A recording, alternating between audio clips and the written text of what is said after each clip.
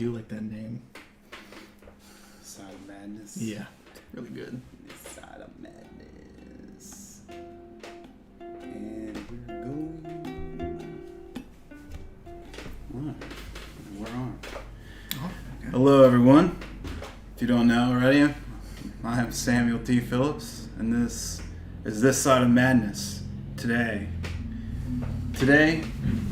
we are been blessed with some time to sit with Arthur Chapin, a long-time writing friend of mine that went to high school together, went to a little bit of college together too, and now he's home. And now, without any further ado, Arthur Chapin. Charges and the other constraints of God. The generations between Elijah and John and Noah and Esther and you and I are irrelevant. And although the charges on them stayed, the master could not change their states any more than it could change their form. The constraints of God are never spoken of, but it is evident now that they cannot move any further in the blind omnipotent comforts of man. Loosen it. The silent forward glance of God, it will have asked for a donation while we sit as we teach. Many will have wished they'd asked for sand instead of water. When we'd hoped for a chance to but brush the whites of his eyes and sleep, and slept instead. Because John, like Elijah, like Christ, like you or you as your neighbor, all of them lay awake in the same way each night in rest. Lonely in rest, still and simple for want, with chest heaving ever over. Loosen it. Where, close your eyes, darling. It is just the way we do things around here. Truly is the most divine prayer ever uttered over a victim. It is the given explanation to the knife, offering up confession as confusion. It is the sacrifice, stunned. Imagine Moses renting the curtain himself, using a pair of scissors to start the cut. A rickety step stool to reach the top, tiptoed his tongue half bit in some older testament of concentration.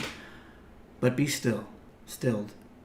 You will have stood there, and regardless, we will meet one day in that holiness of holinesses, in that sin, with all those morals and other alien construct, like a golden box and holy griffin, seraphim, seraphina, when, perhaps, we won't need them any longer to guard against some unknown ether of intentioned whatnot. Will that we should not promise bitter chests, heaving loudly, where in the smalls of pocked mountains that do not hold more truths than doctrine, there, when exhaled, all is gibberish. Translated by those who did not know the nature of atoms, mitosis, quantum theories, and the habits beneath gravity and time, the charged polarity of water nuclei, and the differences in the ways in which sand cleanses skin to water. We can meet at heads or mouths equal, like John, like Elijah, Job, Aaron, like Melchizedek, Ezekiel, you or you as your neighbor. Like tired Jews shuffling their feet outside Moses' tent waiting for stuttered directives. Like empty tired vessels getting used to the taste of rotting manna and slightly honey-flavored beetles. 'Cause who's fucking perfect? And again, will two remember how to study the way in which prayer travels through the materials of space.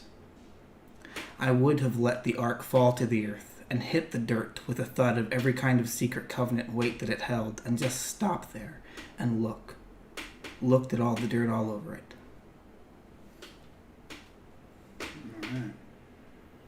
All right. Oh, What was that one called again? Charges and other constraints of God. Right, that's the one that's the one that you put in the folder, right? I think, yeah, one of of them. Mm-hmm. Right on. How do you come across? Is there a process, or do you ever have like a plan on what, like, how does like what the process is going to be? What's something that how do you come to something when you're what the theme, like when you are writing, like does it come to you like in a walk? Does it come to you in nature? Does it come to you like just an experience with these humans out here? Usually, yeah. I can't even say usually. It is. It's a little different every time. Each writing is like a little child. You know, it's always gonna feel a little different. But I really do like watching interactions with people, or you know, maybe it's an interaction I had, and then afterward, when I'm just thinking, or you know, I do a lot of hiking, and things come to my head, and during those times especially, and I'll just write them down. Often I start writing in a fury. I'll pull over the car and just, you know, things will come to me, and then I leave it alone, and I'll have like 4 or 5 that I'm working through, and later I go back to it when I'm feeling different, and kind of figure out what I want from that fevered writing I did earlier. Do you ever feel like when you're writing, like, do you like actively, are you challenging yourself to say something in a different way than you've read before, or no? Or you just like, you know, do you like let it just as it comes out first, not even necessarily like letting the first draft be the final? Sometimes with me I'll do that, but there are times where I'll sit with a line or two for.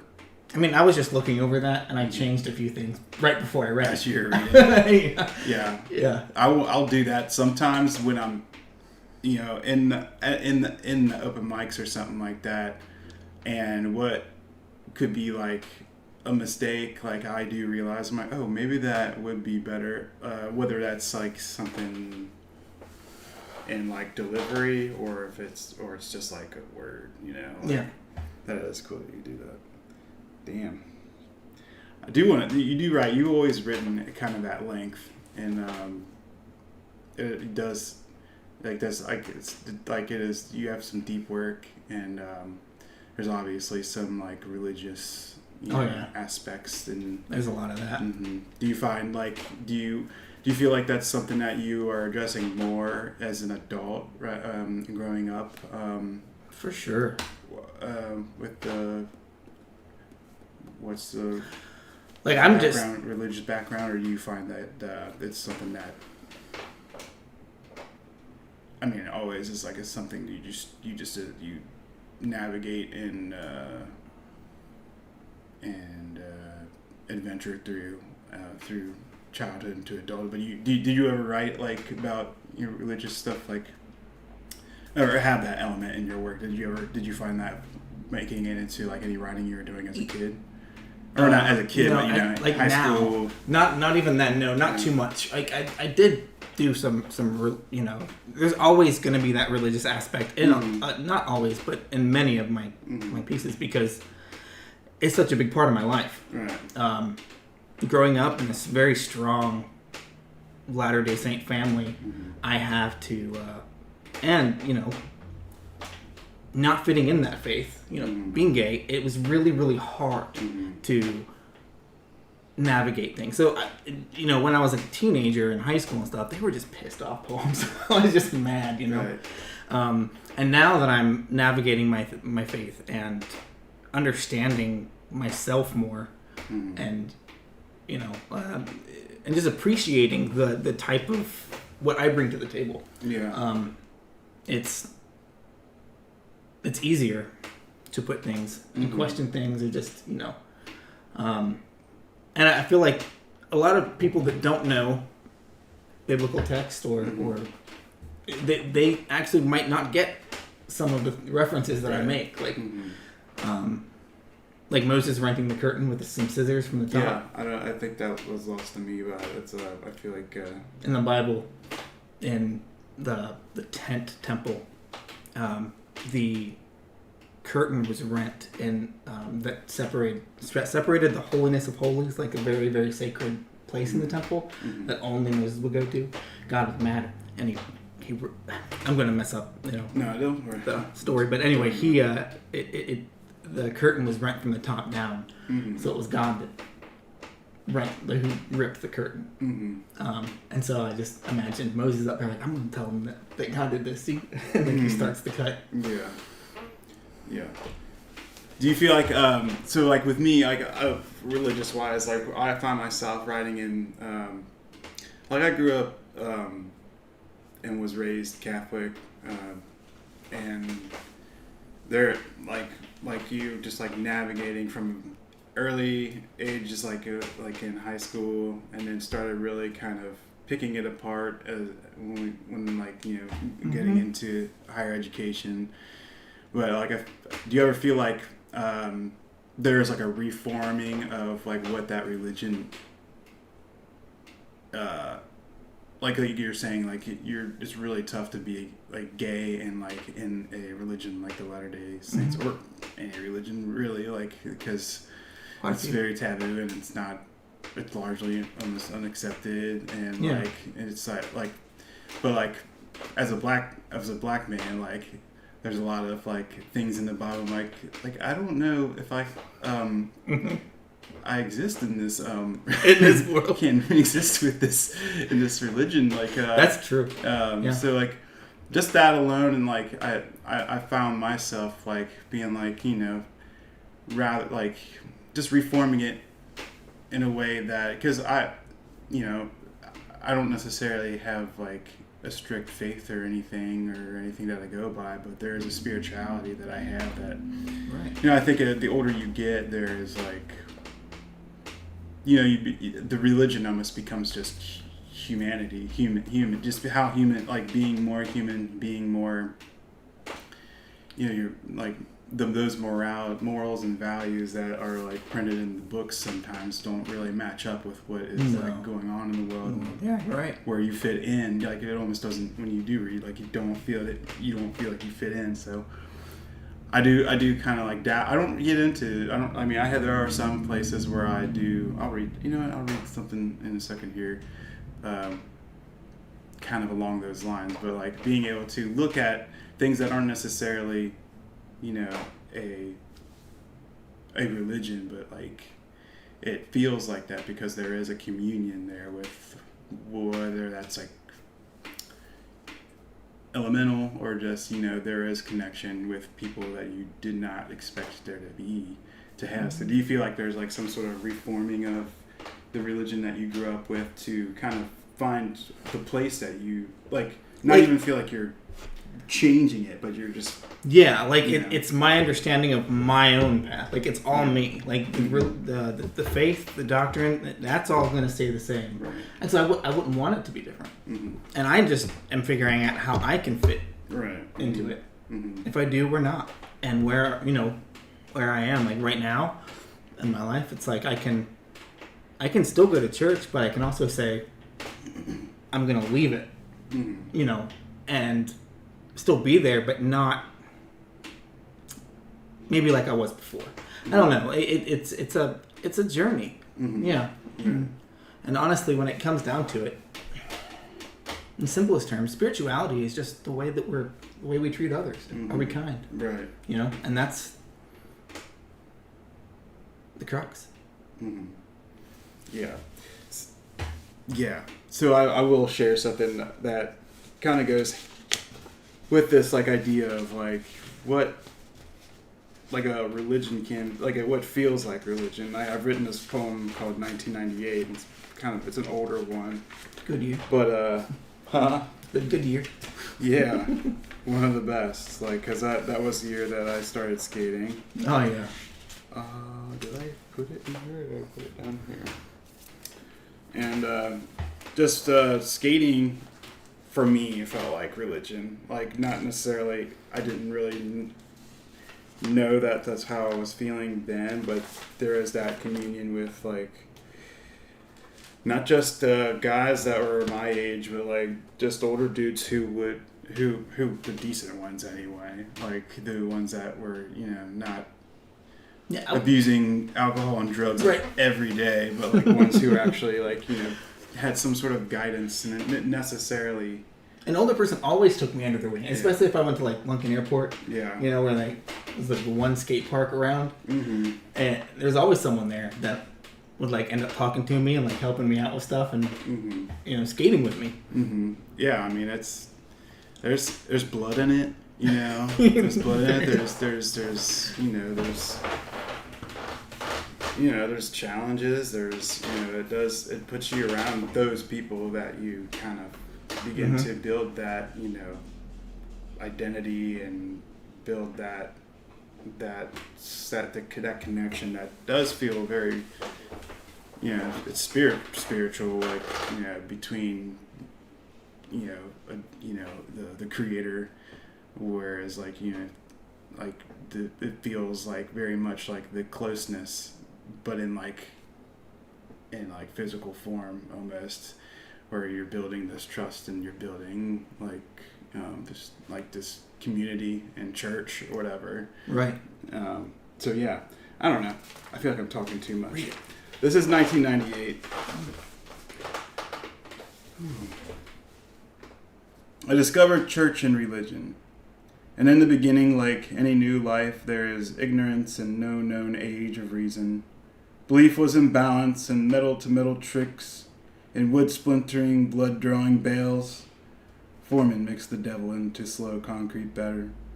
Sure, there was God or believing in bigger, but the gospel wrote itself in throwing ourselves down unforgiving staircases, holding back tears as if our daddies were watching. The first memory eating shotgun toke of bad breath and marijuana, getting drunk at 13, catching that smile on a girl at 14, passing down a timeline of scars on each limb that would give our eulogies. For some, there was no time for anything bigger than ourselves or an alley down St. Agnes's 11. For most of us, we stuck around to discover stigmata in one attempt at landing after the next.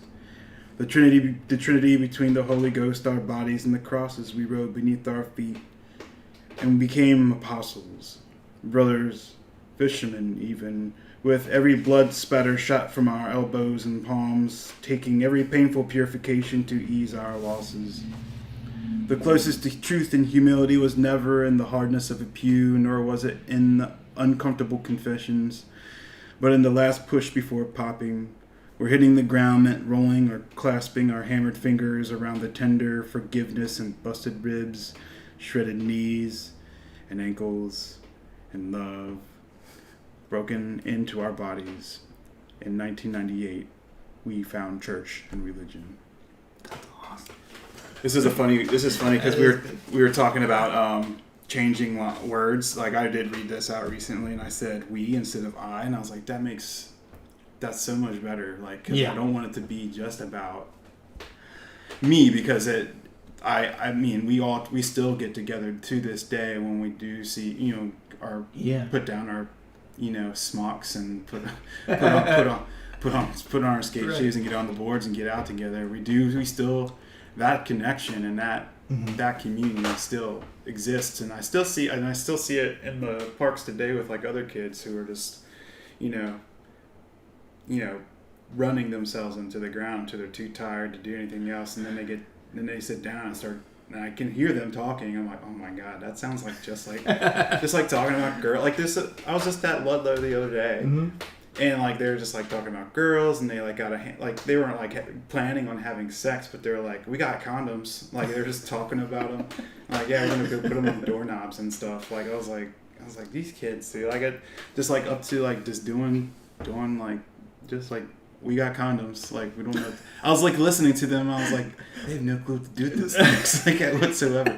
She's like, yeah, you just put it on your thumb and like whatever. I'm like, no, man. Like, I didn't say that to these kids, but it was just like skating by and laughing and like, And then there are like girls who are way more mature than these boys talking about just the box that they're so excited to have in their hands.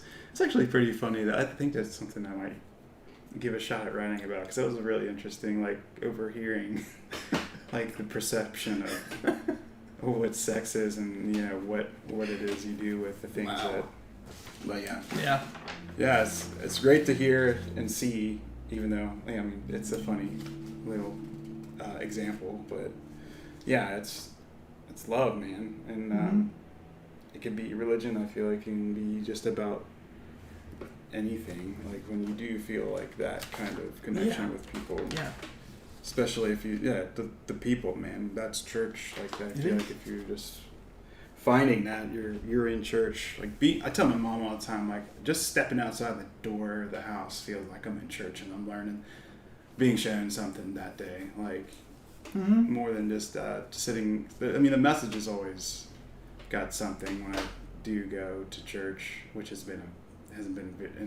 in a while.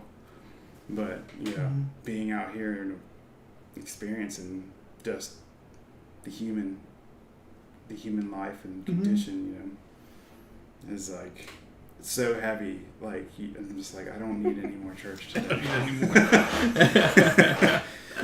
But okay, we don't have to talk about religion anymore. We can move on. I do want before I can do like a nice little shift of things. I did want to tell people about this chapbook. Not even chapbook. It's a zine from Seattle, and it's called Muses and Vices. They're only in their, I think, this one's the fourth, and they're probably I think they put one out every other month or so. This is the first I picked up, but it's awesome. Like they have a theme of I'll just read. It's a Muses and Vices, a platform to share and celebrate art on topics that are traditionally kept behind closed doors. And this one is specifically erotic, things that happen behind closed doors, and I love that. That's just like their base. Yeah, their base. Their base theme. Like, I want to get one that's just like right. Using the bathroom. Yeah, right. Bathroom stuff. So I'm excited to like get back to Seattle, and it's being sold at It's a neat concept. It's being sold at what's the name of the bookstore? Hold on one second. This is important. Give me one.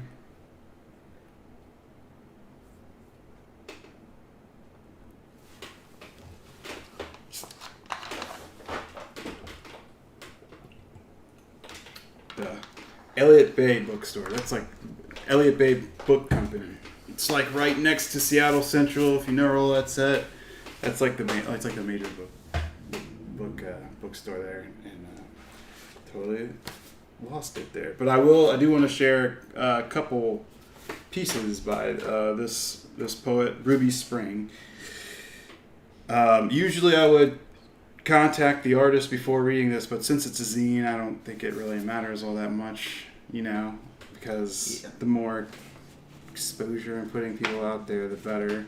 But I'm not really sure you can find her beyond this, but her name is Ruby Springs, RUBYSPRING, Spring, last name. And I read this poem a while back, and then it really I didn't identify like completely with it, but it is one of like travel and love and distance, and it's something that is a part of that I can really understand, like really kind of connect with. But it's entitled Rolling in Love, and I'll just go.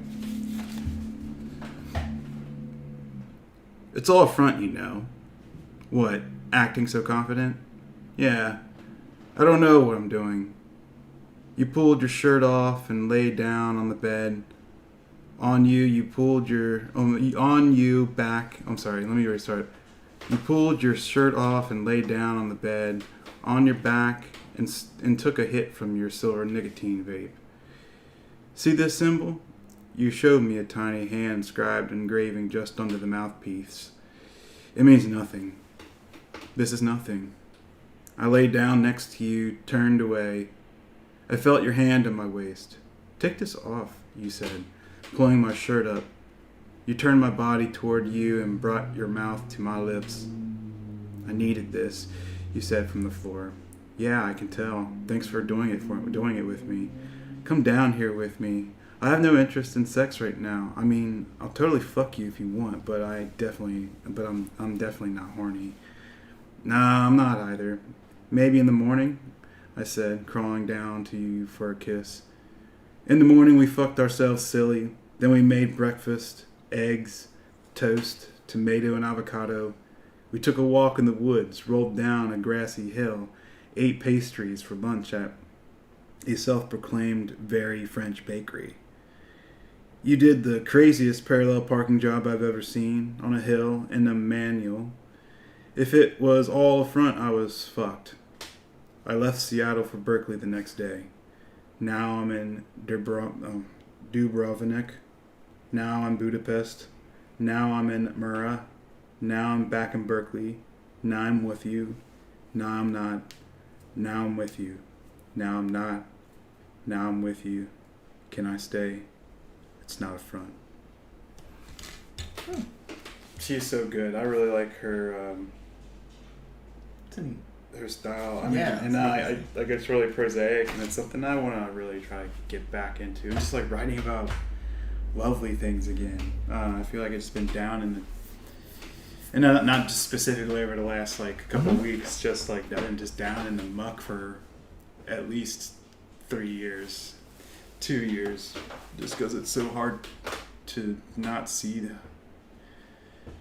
the terror and the I don't know, just the horror of things. And it almost like I do write to kind of bring it to like whatever it is that I'm trying to speak to people about and bring more attention to.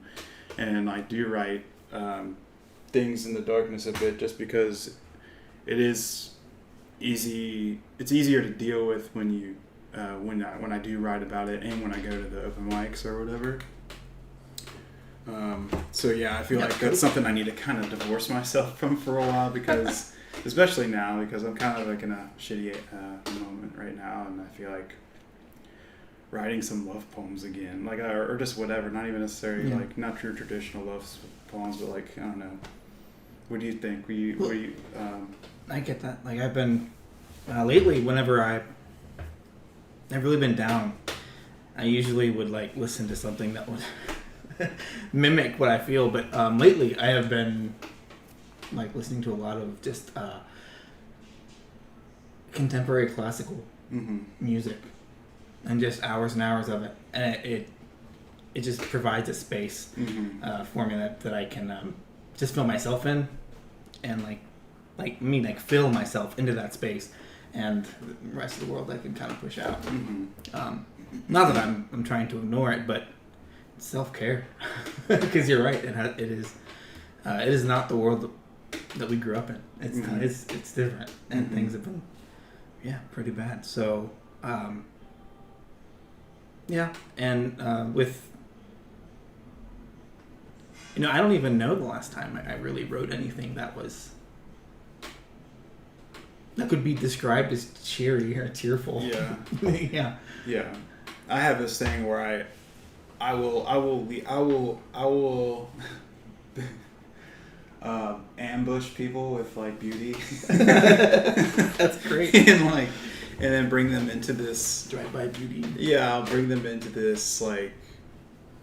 That'll almost make you feel like safe, and that it's like, oh wow, and then all of a sudden like there is this like turn that I make, but also but then there's like there's always like a return to like the beauty in the world, and like but disruption, I think, is what I'm trying to do with that kind of like way that I'm like trying to like ambush people a little bit, like the disruption is. Do you find yourself when you're writing thinking of the person hearing it, to where like how am I going to manipulate this person? Because that's really kind of that's. I don't think I do, but I don't think I do. I think I will often like write something, and then I'll like read it I'll read it to like I guess I'm reading to myself almost, to see whether like something is like way overboard, or like if it's like something that is am I just shocking here, or am I like, is this going to be effective? Is like someone's going to stop reading because this is like too much, or I'll do like, well, maybe I'll just move it further in and then get them that way, and like get them listening a bit more before they decide to get to this part or whatever. There you go.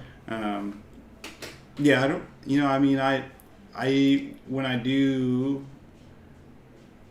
write things, I will like, I don't know if I imagine reading it to somebody, because I often like have people I send stuff to see what they think, or when I do open a bit more up with Lily, like with my writing, I do like let her read some things to see what she thinks, and she gives me notes. But other than like that, like I like the critiquing thing. I can't really imagine. I mean, I think the thing that I do is like I'll just write it and then take it to the open mic, and then just like listen for people's like I've done that a few times. Like silence, or if they're continuing to talk. Sometimes I'll like call people out. If it's something brand new, I won't say anything, because I'm like, let's see if this line or two like gets their attention. Like let's see if it's effective to where they shut the fuck up after they heard some line in like King Kong in the City or something like that. Like, because there's a lot of beauty in King Kong in the City that I have. But like at the same time, there is a lot of like that kind of thing where it's disrupting. There's a disruption of just like of this, the plague of like, that is the opioid crisis in America or all over. Like there are definite parts where you could like see it, and you can hear like me taking time to make the line like almost like a painting, almost like I'm trying to this is something I do, is like I try to manipulate my readers just with like the imagery, not necessarily like to coax them to come in more, but like to manipulate their emotion, I guess. Like, I mean, I would have to say, like, when I've read your stuff, like, I will not get something that you write for a long time. It'll bother me. Like, I'm like, this is like, I do not know what he's talking about. I mean, it sounds beautiful, and I feel this certain way every single time. Right. He's bringing me into that emotion that, I mean, at least I'm interpreting it as, and it's consistent. This is good. What does it mean? And I'll keep on looking at stuff, and you do a thing to where, like, I really have to get outside the box. Like, I have to find another perspective to look at it, and then it'll hit me. Sometimes it's like something really easy. I'm like, yeah, and then, there's a lot that I still don't know. Yeah, those times is probably when I'm trying to just manipulate your emotions with some fucking imagery, but at the same time sticking to like what I'm talking about. Like it's everything is on purpose. Like it makes sense to me, and I try my best to kind of like make what I'm talking about, like the manipulation of emotion with imagery, but at the same time keeping the theme and trying to find the words that the key words that might like have something to do with like the idea in the poem, or something that might be just like a word, like the definition of a word could and that's challenging, I know, but that's what I'm like. I don't mind that you don't get it, because like Exactly. I like if you take time, like, and that's the thing about poetry, is it's like it's not always like going to line the straight up, and that's the fun part, is just like I don't have to write this like prose. Like I can just like fuck around with like some weird sentences and see how it pans out. And most times people like when we do like critique each other, or like most people or some people at like open mics will sit down and like we'll like talk about what we've written and read. Yeah. And like and like a lot of times like we'll point something out, and then like, what did you think about that? How did it make you? I ask, how did that make you feel, or what? Not what. What do you think that meant? Like, I like that. You know what I mean? Like, how did that make you feel? Because if they tell me how they felt when they heard that, then I'm like, then I did that. You did. Then. Yeah, that's great. Yeah. I know you'd mentioned like reading, and then just kind of looking out and seeing like what what part of the poem catches someone's ear, and they look up, or how many people do that at that time. And Yeah. I remember there's one, like, actually, like, I think of this moment to, like, give myself some, like, credit, because it was maybe 10 or 11 years ago in Lexington, and Frank X. Walker was there, and he had read, and then they opened up the mic and everything. I went up there, and he was talking to some people by the door, and I got a little quieter while I was reading, but I was like, he's just, like, talking while I'm reading this poem, and one point in the poem, like, he stopped, and he was like, looked at me, and I, like, just listened to the rest of it, and I was like, like that. Gotcha. It felt good. Right. Wow. Yeah, I haven't seen him in a long time. How long do you stay poet laureate? Like, is there a time when that's up? Because he was poet laureate for a while. For UK, right? No, for Kentucky. Oh, Kentucky. You're right. Yeah, That's it. Kentucky. Yeah. But how long does that? I don't know. I don't know these things. Me It's neither. just like, there are some things about writing, like, I don't know, like, even, like, publishing stuff, I'm just like, I know I have to send stuff out, but, like, just, like, it's so, like, exhausting. I haven't done that in years. Yeah, I mean, I just started You should. trying to submit stuff again. I don't know. Not even hard either, like, it's been very late. You say you haven't either? No, yeah, I haven't in a long time. Oh, and I want to. And you don't want to? I want to. Oh, yeah. I do.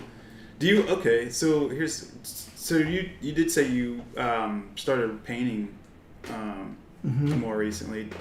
Do you find that you're using your writing sometimes to inspire some work when it comes to painting, or vice versa even? Huh. No, yeah, I'll put writing in the piece of art that I'm doing, and just keep on doing it. And, like, it's fun to see, like, because I do my art almost the same way I do my writing. Like, it's just kind of sporadic and, like, really impassioned moments that are just intense, and then, like, a few like times, like, here and there, and I'll work on something for 30 minutes to an hour, just a little bit. But, like, sometimes it'll finally get done in, like, the heated, feverish craze for, like, 5 hours, just really get into it. And how it gets, like, the end thing, it feels the same way as when I finish a piece, and the painting will eventually, like, okay, I've done this like 3 or 4 times. Like I just get, like, this idea that, and it's usually something like in written form. Like, I just write it out. And it's like and they thought maybe that the wagons weren't going to make it on that part of the trail, but they went anyway. Like, it'll pop in my head. So, some, like, little, like, like, characters, or I often find myself throughout the day just talking in, like, some other character to myself. Oh yeah. Like, kind of mumbling to myself, like, Yes. You get that? I understand that. Yeah, that's awesome. Good. Yeah. I feel a Does little yours weird, have a name? Because yeah, like, usually. Anyway, that's how I'll think of this phrase or something. I'll write it down, and it'll change according to what that phrase was.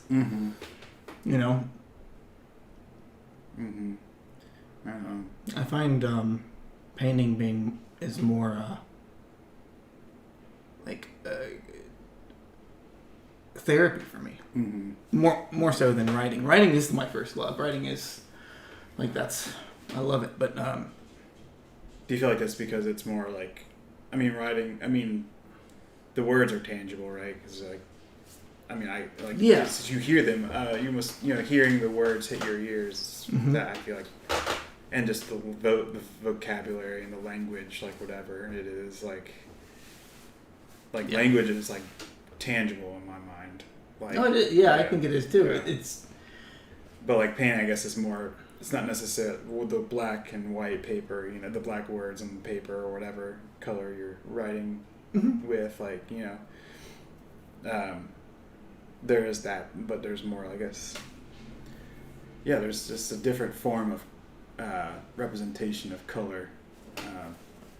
Right. You feel like it's more therapeutic because of the stimulation, the visual stimulation. Probably, and the method is I'm more loose, so I'm more just kind of like whatever happens happens. Yeah. And the way that I do art is like it's really a series of mistakes that you it's like a series of mistakes that you just fix over.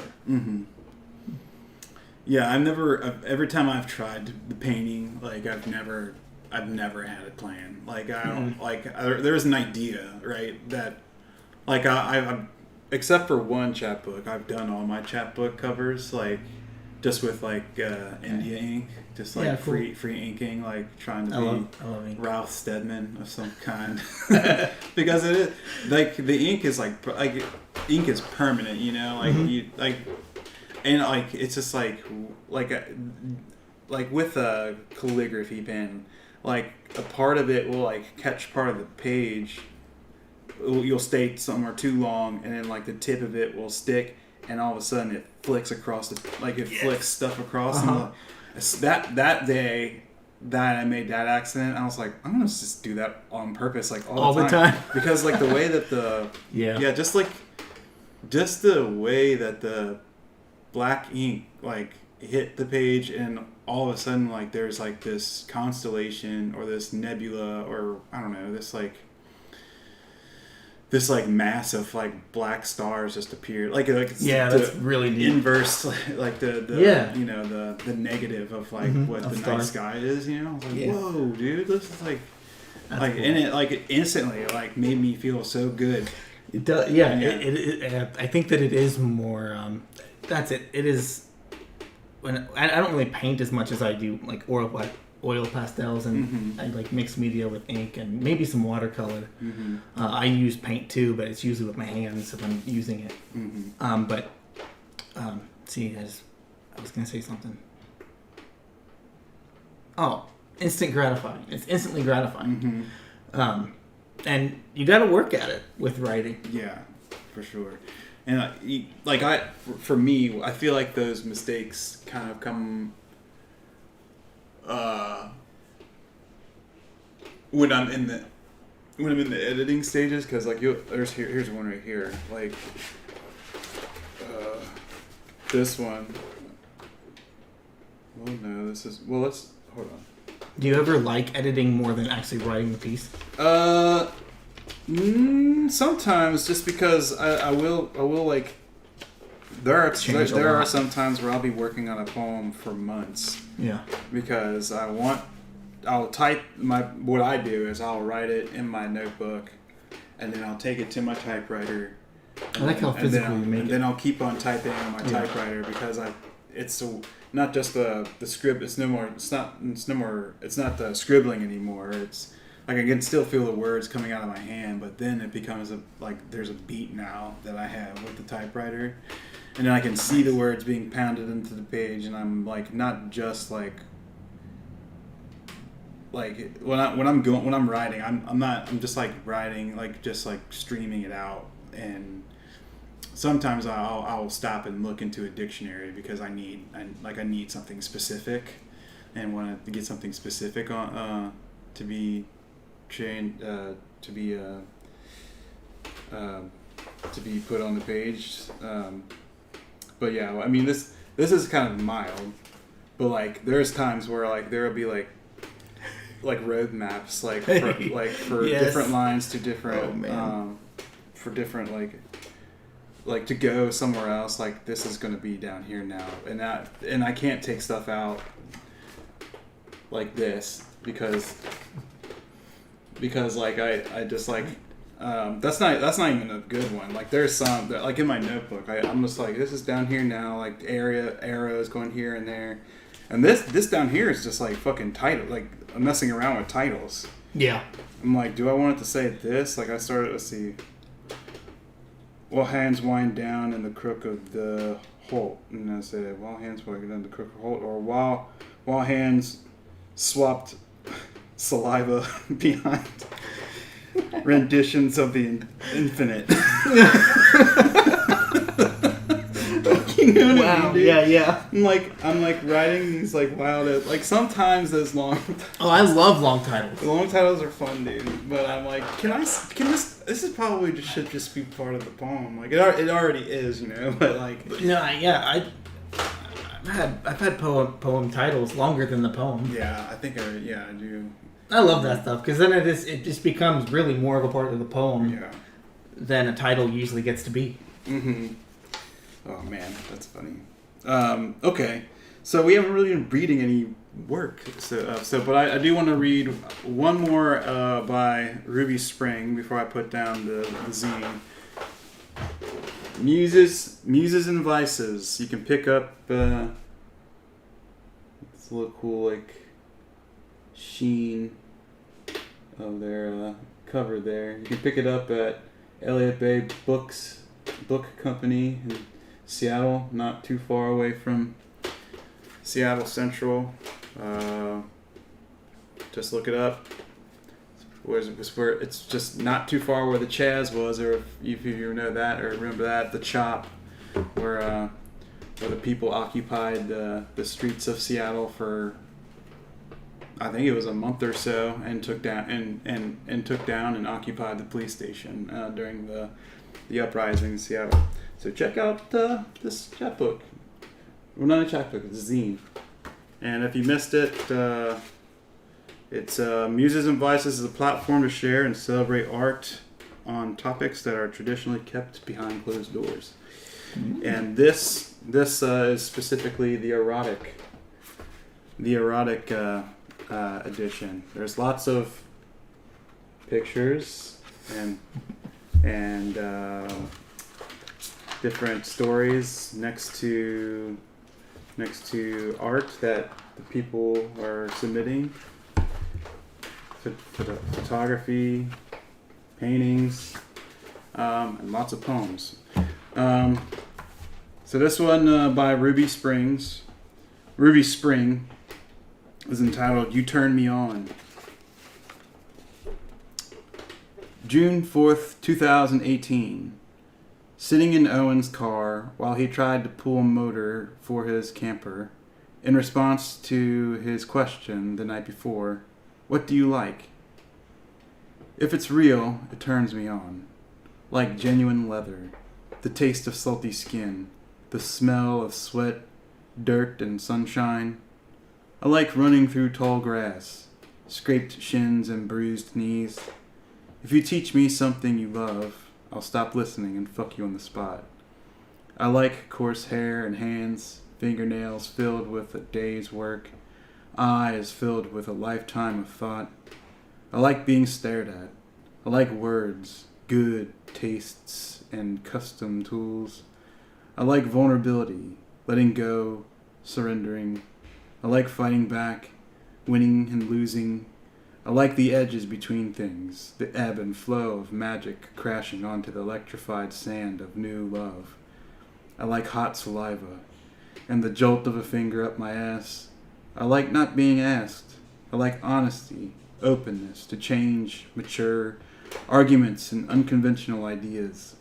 I like independence, big dreams and piggyback rides, being carried to bed and tucked in like a child. I like freedom and obsession. I like hard muscles and soft lips. I like sex outside and breakfast in bed. I like flowers, gifts that decay and feed the cycle of life. I like risks. I like rawness. I like you. Ruby Spring. That was good. Yeah. She is good. I do want to Edges between things. What's that? The edges was the edge. Like Oh, the edges yeah. between things. Let's see. Let's find it. That was my favorite line.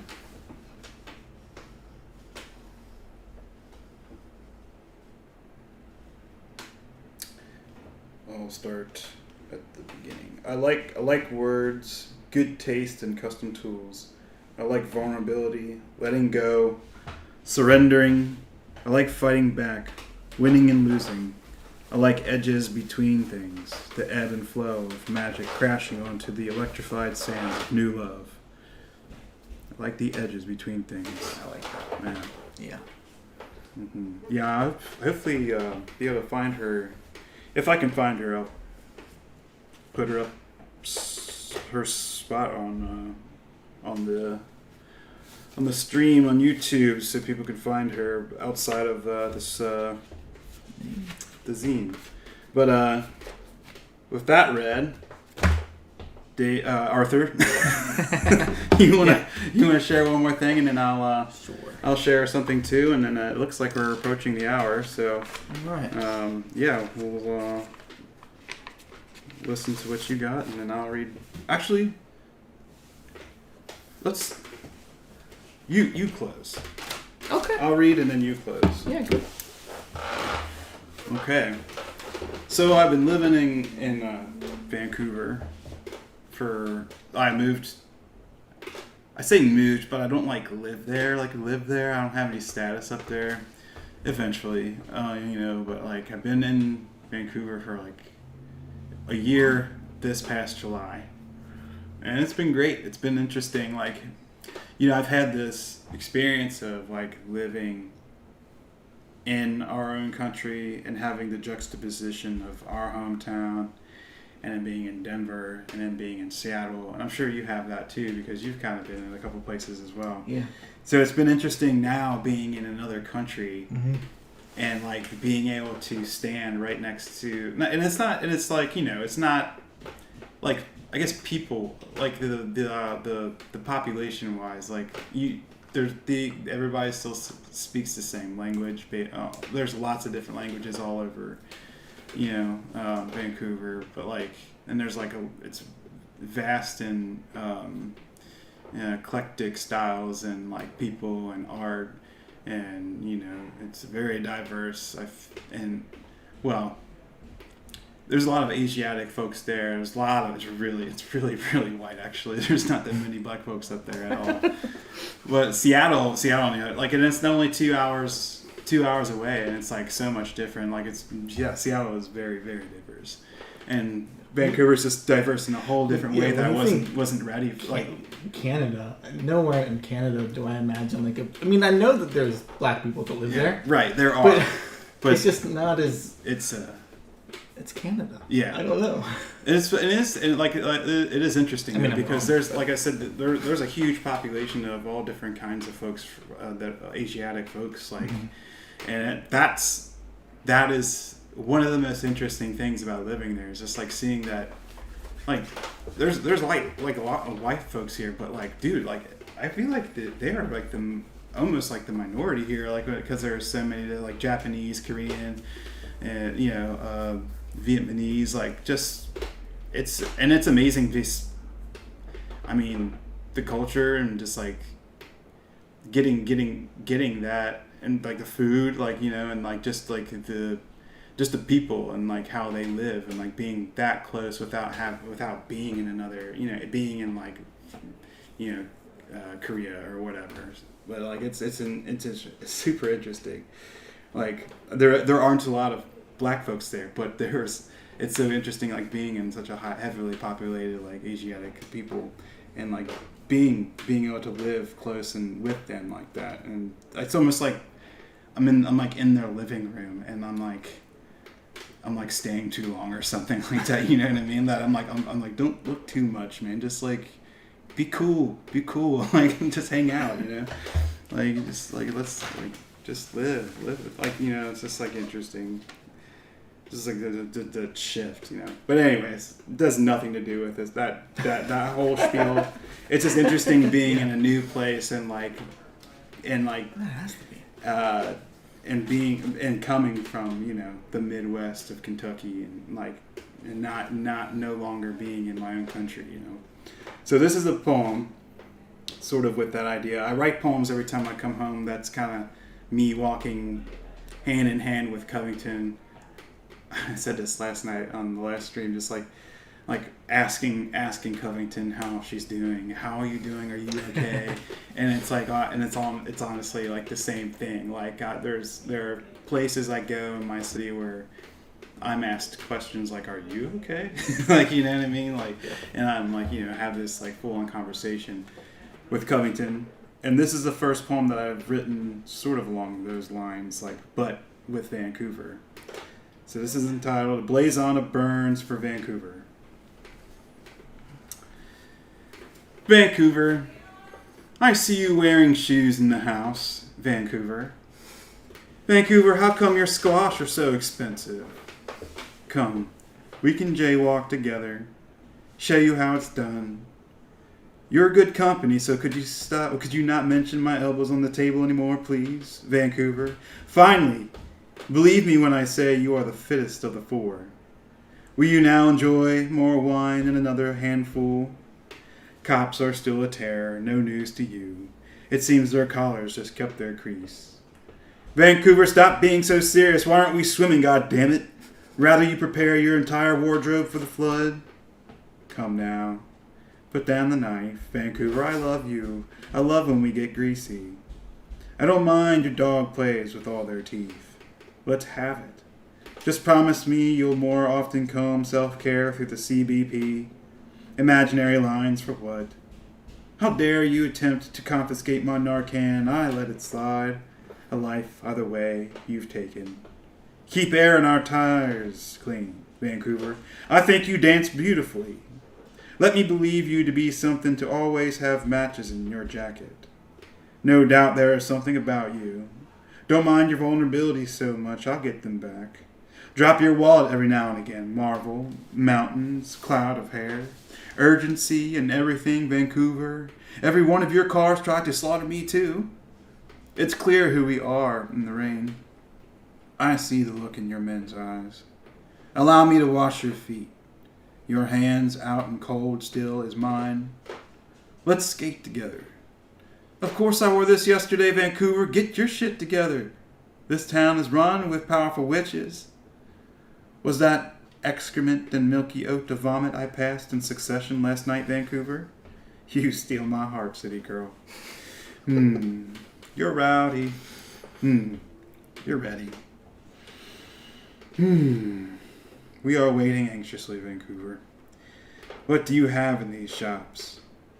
Take your name back. I see you reaching. Hot and heavy, hot and heavy. Hot and heavy always, so hot and heavy. Step back. Let's have a look at you. Oh, Vancouver. These are the best, one of the best, some of the funnest poems to write, because I will write them for a while, and I'll write them on my walks, and I'll just see stuff, okay, we're gonna talk about that. We're gonna talk about me and Vancouver. Is it over? Yeah, we're done. Yeah, it's finished. I really like that poem. That was awesome. Yeah. And funny.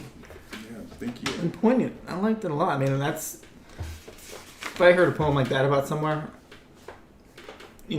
after seeing a tourist commercial about it, or I'm more likely to go there just from hearing that than anything else. You're not the first person who said that, even though there's a lot of there's not a lot. I mean, it's still a city. It's an admiration. There's just the grittiness that you get in Covington, and the grit's not even necessarily dirty. It's something you wear. It's something you wear, the humidity of Kentucky. It just feels.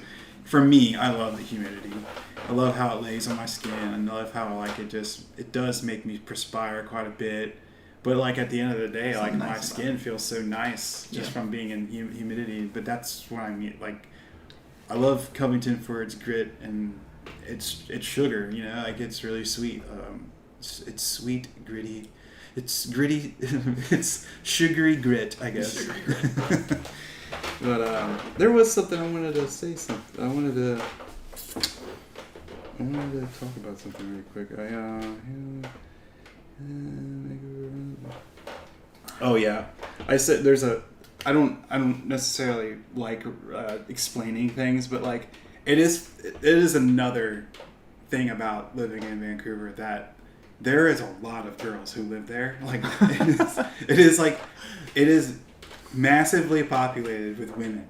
It is insane. That's odd. And it's one of those things where I'm like, what? It's one of this outside of the diversity and like the the noticeable like levels of health that people have there because of like the universal health care, dude. Because there was a time where I was like, what the fuck is it about this place where like I'm just looking around and like looking at people and just like there was this like Star Trek episode where they went to a planet and it was just like filled with like beautiful people who are super fit.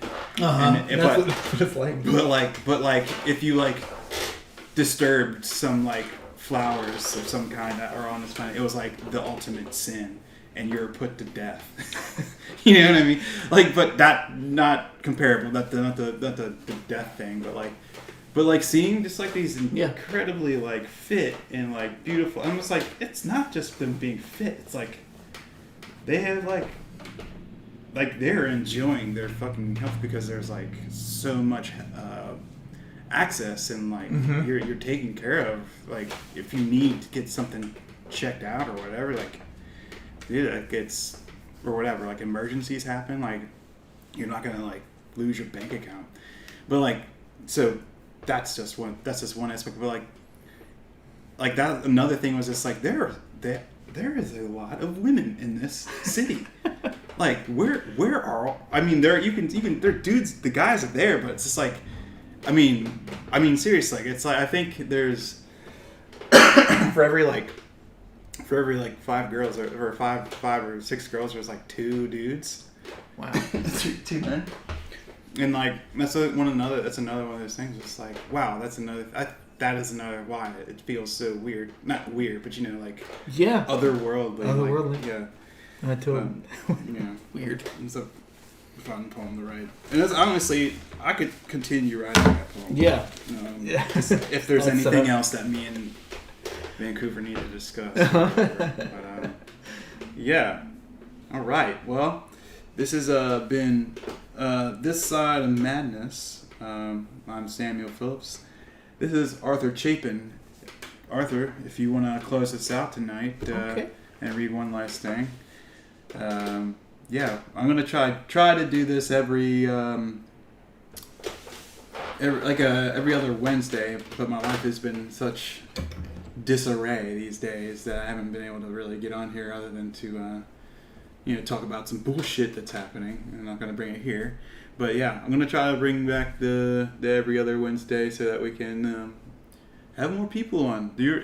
Arthur is the second. If you'd like to come and hang out in my brother's room for an hour and talk about poems and literature and any kind of other art, or speaking to ourselves and gabbling our tongues to our alter egos inside our heads, come on through. Let's talk about it. It'll be fun. But David, or shit, there it was. I messed up. Arthur. Yeah. Arthur. All right, Arthur Chapin, everybody. All right, thank you. This one's called. See, I'm going to change the title right now. The Flowers of Brahma. Okay. Do you remember when we found Brahma? It was on Flower Mountain near Mecca, after the relocation, of course. It was on Heaven or its temporary planet in Turim. There was something you had said. Was it that God is more a sphere than anything adroit? I remember when we were carried off the mountain together, the flowers trailing behind us. You still talk about how much you miss them, reminding me the prices we paid to descend here to this place. I say, if I am reincarnated, I will come back the smell and sound of an orange being peeled at low light, just before sunset by someone alone, the oil dribbled and spread on their hands. Orange-scented weaving of dream, more sighs in a chest than fruition at hand, dripping. I remember that plot of earth we'd affectionately call ours, its fallow seams wanting. My peels I choose to rot there by the wild flowers, grasses, and weeds. My last cycle before return to the sound then, and we will sing into it. We will sing into one. Do you still have the seeds? I'm sorry. Are you still saving the seeds of those flowers from our beds in heaven? I gave mine away. Guadalupe must have woke up from her sleep surrounded by all that life. I knew that having to choose her desert careful, took my gift and shared it. We were talking where celestial bodies collide into one another. I think it felt like how on Earth rubbled buildings now misunderstood by men worshipping at the leftover monuments from a forgotten time, from forgotten meaning. I remind your anger that just because no one needs corn, blood, arms, or shawls to pray, that it does not make it any the lesser. You laugh at my jokes when I talk disarmament, showing me you understand my point by pointing to a necklace, a water-stained ring on wood, and your wristwatch. Clever. Is when we remind one another the funny things about time, about gravity and other forces like love, the truer natures and constraints of God, eternal rounds, and what choice is when compared to will. Do you remember when you found me in space wandering by Jupiter? How had that happened?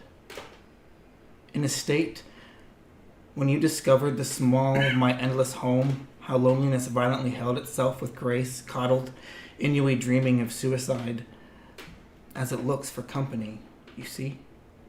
I am still the sound of you, alone, peeling an orange, sitting on the trunk of a shitty car, this plot of unused dirt in quieter places at low light. You are a continent. The forest here used to be thicker, forgetting how the hills were steep, immense, and dark. As long as you'll leave flowers on my eyes, we can both be reminded the other. We can both remind the other to remember. Before, past that fatal glimmer in a father's eye, before plume serpents and spider women helped us through their respective caverns, the mermaids and cat people of Atlantis and the fatal arguments of god families off the coast of the Yucatan understood the importance of adaptation, or the druidic goddess's conversion to Catholicism after the two Daedanons were defeated by Mycenaean Gaul poets from the sea, or an Anansi spider defied the sky to give us everything. Before Allfather hung himself for 9 days on Yggdrasil, the world tree, gaining knowledge and rune power, before the sacred construction of the dream time and circular breathing, before dust became dirt, became rib, became woman, became love and law and power and slave and nothing, and before grass became maize, before grass became maize, became human, before love had names for rules, before the sweat of our brow led to duty, to love, to love, to love, and murder. We were in the middle of a conversation, before the Lord of the New Testament plucked us up from the firmament all these rounds ago, before I was no longer allowed to love you. I've been meaning to ask, what were we talking about? Ooh, your rhythm in that last big block was awesome. So good. Well, thank you, Arthur. Thank you. Thank you, Arthur. Everybody, Arthur Chapin, the master. All right. Thank you for stopping by tonight. On this side of madness. I'm going to try to do this every other Wednesday after today. I know this is Thursday, so not next Wednesday, but the Wednesday after that. Hit me up if you'd like to hang out in here, if you got some stuff that you'd like to share and talk about. All right, that said, everybody, thanks for listening, and stay human. Bye.